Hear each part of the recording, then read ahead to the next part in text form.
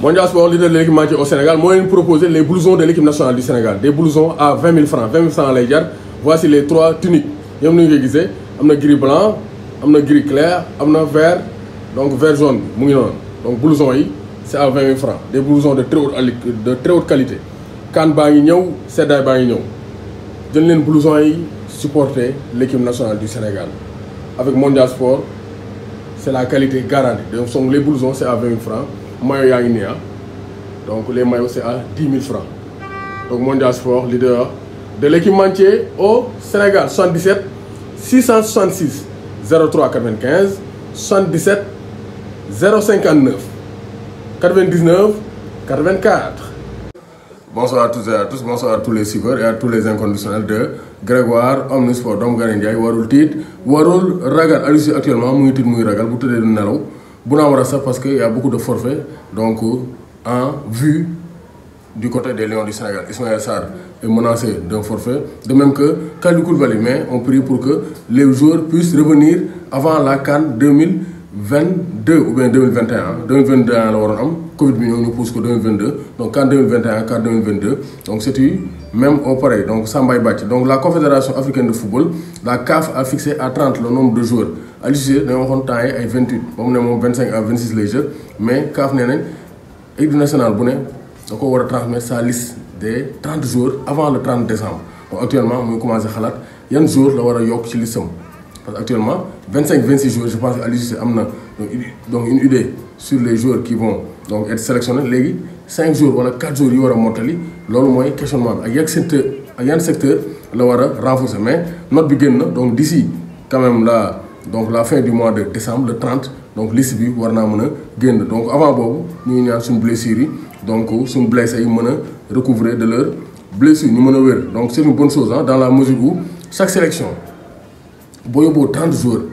Covid bu ñëwee parce que Omicron bi commencé naa dugg Afrique bu baax a baax donc Omicron bu ñëwee si 11 joueurs sont infectés di nga mën a dese 19 yoo xam ne di nga mën a donc jouer ce match parce que ak situation coronavirus bi mieux vaut nga am plus de 23 wala 25 joueurs donc en prévision, ça c'est plus sûr. Donc loolu leer na donc Aliou actuellement donc la date est déjà connue, le compte à rebours est lancé pour donner donc la liste des 30 joueurs pour jouer la CAN 2022. Donc nañ def direct pour xool yan secteur la ñu war a renforcer ak yan joueurs ñu war a mën a renforcer équipe nationale du Sénégal. Donc justement on va parler du côté droit de l'équipe nationale du Sénégal ou bien des ailes. Krépin Diatta keroog def naa vidéo ci Opanguet ne Opanguet war na ko mën a remplacer, mais am na benn joueur boo xam ne donc Samba Diallo 18 ans la am mais actuellement mu ngi def saison bu jéggi dayoo. Donc c'est pourquoi il fait partie des joueurs qui peuvent être les surprises d'Aliou Cissé, la surprise du chef Samba Diallo peut-il être la surprise, la coqueluche donc du public sénégalais pour la CAN 2022. Pourquoi? Parce que booy bi du point de vue statistique, du point de vue compétition, du point de vue forme du moment, donc il n'y a pas mieux parce que en ligue donc ukrainienne mu joué Dynamo de Kiev, ancien club de Andriy Shevchenko, de Rebrov, de Pape Malikou Diakhaté. 6 matchs le jeu de championnat, 9 buts. 6 matchs, 9 buts. Ensuite, UEFA Youth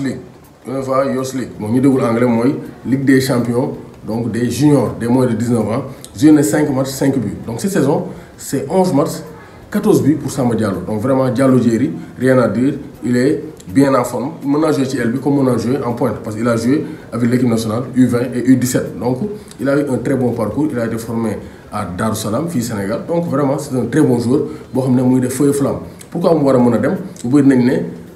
donc équipe B, Dynamo de Kiev les joué. Mais Moussa Wagué, en 2019, il jouait avec l'équipe B du FC Barcelone. Donc lors du problème à l'UCC, l'essentiel, dans un temps de jeu, donc performant et tu pourras donc faire la différence. Donc Samba Diallo, on a un potentiel remplaçant, Krépin Diatta. Donc on a Opanguet, je vais lister d'autres joueurs donc au cas donc où donc joueurs nous bagnons blessés parce que joueurs bari on a remplacer Krépin Diatta. Comme l'a bien dit Aliou Cissé, on a d'autres options donc pour ce poste ou bien on a d'autres profils. Dio bu may wax beneen secteur bi c'est le secteur défensif. Actuellement Kouyaté mën na faa jouer même s'il joue milieu de terrain tey il a été titulaire avec sa place donc United moo leen patal 1-0 moo tax ñoom ñëpp donc dañoo taf seen benn bëti dañ leen patal 1-0 donc United 1-0 leen dóor donc et Kouyaté était titulaire au milieu de terrain donc il joue au milieu de terrain en club mais équipe nationale gis nañ ne même si Nampalys joué il est beaucoup plus performant que Cheikhou Kouyaté. Pape Badou Ndiaye aussi son retour serait bénéfique pour l'équipe nationale parce que du point de performance expérience et talent donc milieu terrain Sénégal yi mënuñu ko donc je ne sais pas pourquoi Aliou Cissé écarté ko Cissé nag moom problème moom kenn xam ko parce que jour bu ngang wax tuuti rek moom mu yóbbu la liste rouge da lay filtré donc Pape Badou Ndiaye aussi war na éclaircir lu tax woowatu ko parce que dem na Arabie Saoudite mais maintenant mu ngi Grèce Aris Salonique mu ngi def performance yu jéggi dayoo donc war naa mën a ñëwaat il est expérimenté et il fait partie des meilleurs joueurs donc de l'équipe nationale donc performance yi mu def CAN bi passé wane na ko donc secteur la boo xam ne aussi war nañ ko mën a xoolaat mais défense bi actuellement c'est un chantier pourquoi am chantier Koulibaly actuellement wóorul ne ndax dina jouer CAN donc ñu ngi ñaan mu wër mais su Koulibaly joué ñan ñoo war a mën a remplacer Koulibaly actuellement Kouyaté mën naa jouer axe Abdou Diallo mu ngi fi même s'il ne joue plus Abdou Diallo ne joue plus avec le Paris Saint-Germain ci turbine lay ne ensuite on a un duo qui émerge le duo Pape Abou Cissé Ousseynou Ba vraiment donc c'est un duo jeune ñoo bokk génération et c'est un duo qui est performant donc Olympiakos démb ñoo doon 3 buts avec un doublé de Pape Abou Cissé donc 4 buts en championnat il est titulaire avec qui avec Ousseynou Ba l'enfant de Balakos donc doomu Saint-Louis la donc moom aussi il est performant 2 joueurs qui s'entendent bien qui se comprennent et qui sont des internationaux sénégalais donc loolu aussi mën naa nekk option mën naa jox ay idées à Aliou Cissé parce que c'est une paire donc qui marche qui sont donc 2 joueurs jeunes et 2 joueurs performants avec leur club donc pourquoi pas donc les amener et pourquoi pas en cas de défaillance ou bien en cas d'hécatombe en défense ñoom ñaar war nañoo mën a jouer dans la défense des Lions du Sénégal parce que il faut leur donner la confiance nécessaire Ousseynou Ba day toj kaa ni pàccali ngom riij bëgg tëmbal ci Dakar mu gën a saf donc kii di pas aussi day toj kaa ni même si moom aussi am na plus parce que il marque beaucoup plus que Ousseynou Ba donc loolu aussi donc jàngat la boo xam ne Aliou Cissé war na ko mën a def pour mën a améliorer le rendement de l'équipe nationale du Sénégal donc du côté des attaquants on a vu que Habib Diallo actuellement c'est le très haut niveau du point de vue forme et du point de vue performance attaquant yi Aliou Cissé di sélectionné Habib Diallo du seen morom il a marqué son 8e but de la saison victoire de Strasbourg face à Nice 3 buts à 0 donc c'était pas nice pour Nice donc Nice tey seen soirée donc neexul seen après-midi neexul donc Strasbourg moo leen gagné avec un excellent Habib Diallo qui a marqué son 8e but de la saison Habib Diallo quoi qu'on puisse dire c'est un attaquant très talentueux et un vrai renard de surface donc il aura des atouts pour mettre la pression sur Cissé par rapport à l'attaquant titulaire des Lions du Sénégal donc ça c'est très clair donc gis nañ ne Tottenham moo dóor 3 buts à 0 Leeds Brentford 2 buts partout Aston Villa moo dóor Leicester 2 buts à 1 donc actuellement donc début victorieux de donc Steven Gerrard actuellement il est invaincu donc pour l'instant avec Aston Villa parce que depuis ba mu ñëwee ba léegi Aston Villa ils sont en pleine forme donc rien à dire c'est le très haut niveau donc City rek moo leen dóor bi passé sinon dañoo fekki donc kii di Crystal Palace dóor ko dóor Aston Villa donc dóor Brighton ensuite dóor Leicester City moom défaite am bi donc c'est pas un grand événement parce que City comme dóor loolu du gàcce c'est dans l'ordre normal des choses donc gis nañ ne aussi fële ci Allemagne donc Fribourg moo dóor Gladbach 6 à 0 6 buts ci premier mi-temps donc Allemagne c'est un championnat fou donc fële ci France donc Sofiane Diop a encore marqué vraiment Sofiane Diop c'est le très haut niveau Wissam Ben Yedder aussi a marqué Gelson Martins donc vraiment donc Ismaël Jacobs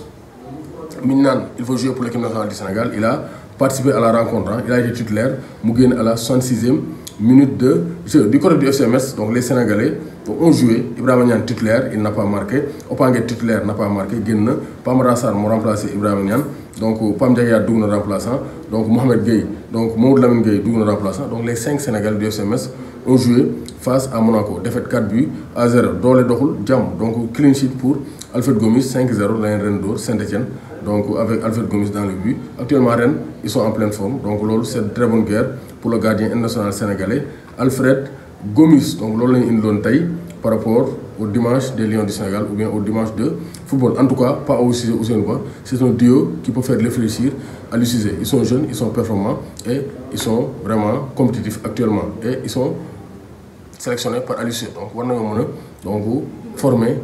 l'axe des Lions du Sénégal en cas d'hécatombe parce que Koulibaly blessé na kenn xamul lan mooy ñëw après donc Aliou Cissé war naa mën a xalaat ci 2 profils yooyu benn aspect bi c'est Samba Diallo 18 ans la am mais aux Zambiens ne la valeur n'attend point le nombre des années donc c'est le talent qui compte à 18 ans il fait partie donc des meilleurs espoirs du football sénégalais et comme poste boobu am nañ fa défaillance il n'est pas le seul à pouvoir remplacer Crépin mais Samba Diallo war naa mën a ñëw gérer def la différence et 14 buts en 11 matchs donc vraiment rien à dire les statistiques parlent pour lui-même 5 buts en Ligue des Champions des moins de 19 ans et 6 buts en championnat des moins de 19 ans donc Samba Diallo il est promis à un très bel avenir doomu Gaynde Njaay warul tiit warul ragal. mbokki Tivaouane mbokki àddina Café Mbecté mu ngi noonu seen sac bu 5 kilos bi ñu def ko double protection saako ci biir jël toile bu rafet bi teg ci kawam ni toile bi rafetee noonu la café bi yombee noonu la café bi neexee waaw mu ngi nii de Café Mbecté caf ka café bi nuy bégal macha allah.